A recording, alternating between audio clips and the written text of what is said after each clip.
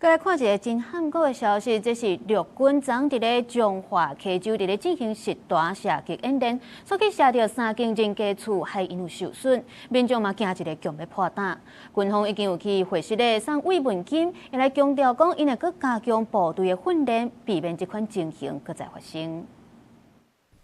监视器翕到恐怖的瞬间，天顶飞来不明的物件指向主体的车库，大量被烟冲出来，日头大甲甲门前的树仔凹互止。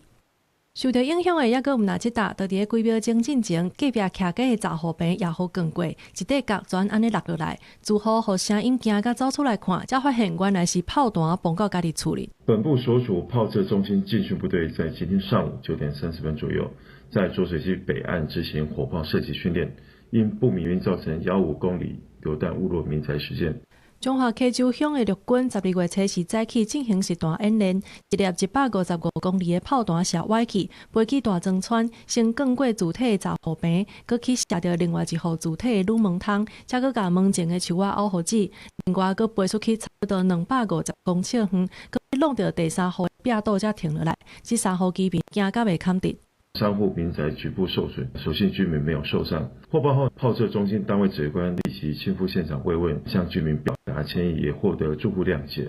陆军后手有甲炮弹吹回来，也送慰问金，承诺会协助修理厝。炮指部表示，这粒炮弹若像是火药的剂量无够，会组专案小组调查原因。记者综合报道。